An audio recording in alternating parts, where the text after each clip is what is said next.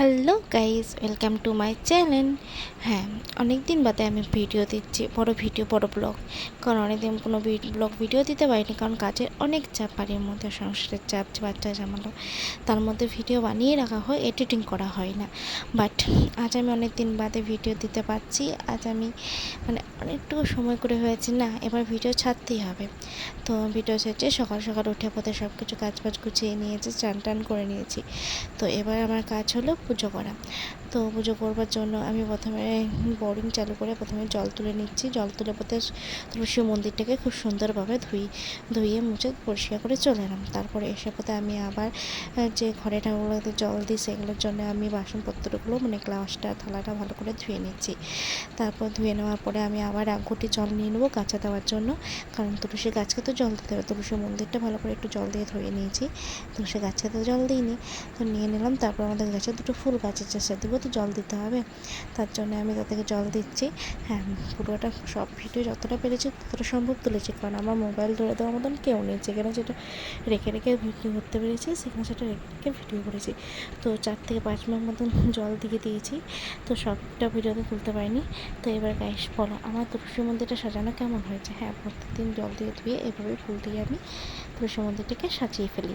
তো তুলসী মন্দিরটাকে সাজিয়ে চলে এসেছি। তারপর ঘরের ঠাকুরগুলোকে সবাইকে ফুল দেওয়ার জন্য, ঘরের ঠাকুরগুলোকে ফুল দিতেই তো হবেই। তো ঠাকুরকে ফুল দিয়ে সরকার দিয়ে ভালো করে একটু ধূপ থেকে ঘিয়ে পোতে, তারপরে যা মিষ্টি বাতাসা দিয়ে জল দিয়ে ভালো করে আমি এখানটাকে পুজো করে নিলাম। চলো আমি কীরকমভাবে পুজো করলাম সব কিছু তো তোমাদেরকে দেখাতে হবে না। আর আর দেখতে কেমন লাগছে ফুল দিয়ে ঠাকুরগুলোকে, সে তো দেখাতে হবে। চলো দেখে নাও কেমন লাগছে আমার ঠাকুরগুলোকে আমাদেরকে দেখিয়ে দিই। এই দেখে নাও, এভাবে প্রত্যেকটা দিন যতটুকু ফুল পাই সব দিয়ে আমি সুন্দর করে সাজিয়ে ঠাকুরকে আমি পুজো করি। হ্যাঁ, তোমরা দেখো কেমন লাগছে আমার ঠাকুরঘরটা, বলো। তো তারপর চলে এলাম তুলসী মন্দিরে। জলকার গাছকে তো জল দিতে হবে তুলসী মাকে। তো তার জন্য চলে এলাম তুলসী মন্দিরে।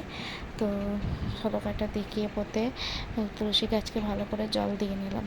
তারপরে এখন যা রোদ, তুলসী গাছকে এইটুকু জল দিলে তো তুলসী গাছ কী করে দাঁড়িয়ে থাকবে বলো? তাও কী করা যায়? তুলসী প্রচণ্ড রোদ এখনকার দিনে, গাছের পাতা সব কিছু শুকিয়ে যাচ্ছে। তা ঠাকুরকে দিয়ে ভক্তি করে ঠাকুরকে প্রণাম করে নিলাম। ঠাকুরকে প্রণাম করা হয়ে গেছে। এখন মিনিমাম সকাল 7:30 বা 8:45 বাজে। এবার আমার ছেলেটাকে খাওয়াতে হবে, অনেকক্ষণ ডেকেছে, ওরও তো খেতে হবে। ও তো খেতেই চায় না, দেখে না এত খেতে বসেছি, কিছু মধ্যে খাবার খাচ্ছে না। কী করা যায় বলতো? তাও জোর জবরদস্তি করে ধরে বেঁধে খাবারটা খাওয়াতে হয়। তো ওকে খাওয়াই বলতে আমার তো আরও কাজ আছে না, একটু তাড়াতাড়ি খেয়ে নিলে আমার বাড়ির সব কাজ তো টুকটুক করে হয়ে যাবে। কিন্তু না, ওকে তো একটু আমাকে ডিস্টার্ব করতেই হবে। তো ওকে খাইয়ে দাইয়ে তারপরে আমি খেয়ে নেবো সকালবেলা একটু গ্লুকন-ডি জল। হ্যাঁ, আমি চা খাই না, আমি গ্রীষ্ম বর্ষায় কোনো সময় চা খাই না। তো আমি গ্রীষ্মকালে একটু গ্লুকন-ডি জল খাই। আর গরমকালে তো এই শীতকালে তো জানো আমি গরম জলে লেবু দিয়ে খাই। তো সেটা খেয়ে নিয়ে পথে আমার ডেলিকার যা কর্ম সেটাই করবো। আর তো সকালবেলা তার আগে উঠেই বড়োর জন্য ব্রেকফাস্টে খাবার বানিয়ে টিফিন করে যে কাজে পাঠিয়ে দিয়েছি। তো খাবার বা টিফিন খাবার তো রেডি আছে। তো প্যাকেটগুলো করে নিই, এগুলো করতে করতে আবার তারপরে দেখা হচ্ছে। চলো টাটা এখন। তো প্যাকেটগুলো হয়ে গেছে, রান্না বান্না সবই হয়ে গেছে, মুরগি হয়ে গেছে, সব ক্লিপগুলো তুলতে পারিনি। এবার চলে এসেছি বাচ্চাটাকে আবার খাওয়াইতে। মিনিমাম এখন বাসে 12:30। তো ছোটো কিছু মধ্যে খেতে করছে, যখনই খাবার দেবো বলবে না না। তো ওকে খাইয়ে দাইয়ে আমি আরেকবার চান করে নিই, যে গরমে রান্না বান্না করে খাইয়ে দিয়ে একবার চান করে নিই। তো আজকে বেশি কিছু রান্না হয়নি। আজকে হয়েছে আম আলু দিয়ে মাছের ঝোল, আর হয়েছে মাছের তেল ভাজা, আর এদিকে হচ্ছে একটু আলু চোখা আর ভাত।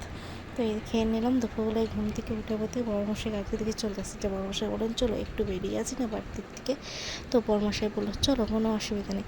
তো আমরা টুকটাক করে রেডি হয়ে গেলাম, আমি আমার মেয়ে আর বড়মশাই টুকটুক করে চলে গেলাম একটুকু আমাদের বাড়ির পেছন সাইড থেকে বেড়াতে। তো এখানে বেড়াতে এসে দেখে একটা ফুচকা দোকান আছে, তো আমরা ফুচকা খাচ্ছিলাম। তো আমি ফুচকা খেতে দেখুন টাটা।